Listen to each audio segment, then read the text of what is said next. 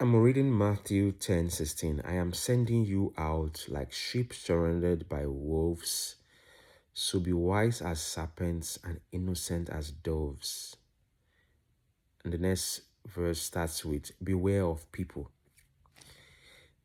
If you've been with me for a while now, sometimes I talk about human beings and how we react to them and how we're supposed to respond to them. But this one is Jesus Christ is giving you a warning that you are in dangerous territory. A sheep surrounded by wolves is supreme danger. You can't imagine. Put yourself in the shoes of that sheep. You know, surrounded by wolves. That means all corners, everywhere you look, there are wolves. But all is not lost. It's supposed to be as white as serpent and innocent as dove. Now, this whole word, the words this guy's using, it's talking about your spiritual identity. It's talking about who you are. You are sheep, meaning that you are no longer a danger. You're no longer a threat. You don't see a sheep and feel threatened, but when you see a wolf, you feel the threat. So he has made you to be like who he is. He has made you to be humble like who he is. He has made you to be not, just different. You're just different because you've not put on Christ.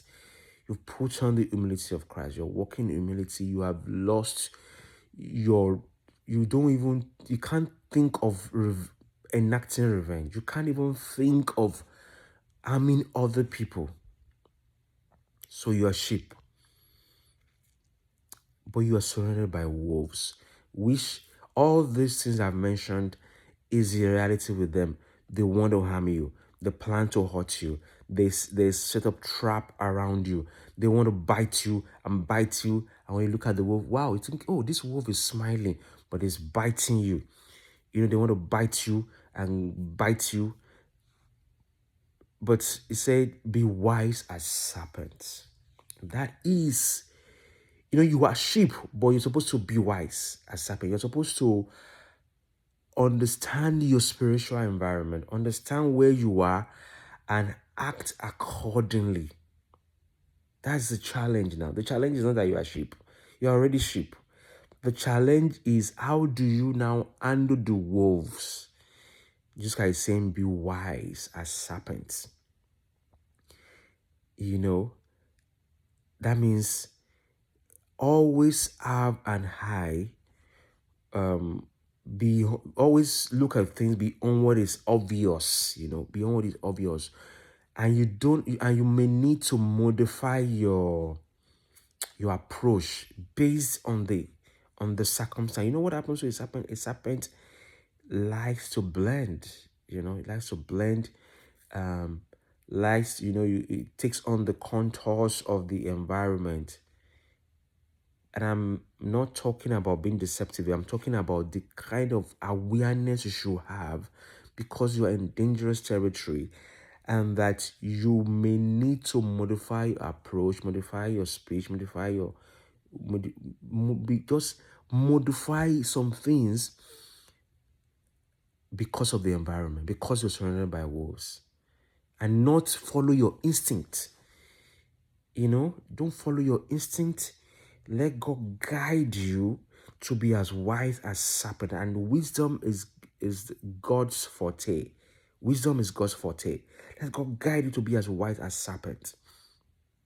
That you don't fall prey to the wolves, because they are wolves. And what about being innocent as doves? The tendency is to be corrupted by the world, but you can be innocent. And that innocence becomes your defense, because Paul mentioned the armor of righteousness on the right side and on the left side. Armor of righteousness, that innocence, that incorruptibility becomes a defense, becomes the armor against the wolves. Be innocent as doves. So Christ is communicating that don't just follow your instinct. Don't think of responding the way the wolves are coming at you. Don't respond on that. Be innocent as doves, and that becomes a defense. Don't be corrupted. Don't try to mash madness with madness. Don't. Be innocent as doves. Don't be shy for to be called a fool. Don't be shy to be called ignorant. Don't be shy to be called you're not up to date in worldliness. I hope this has helped someone. God bless you. See you later.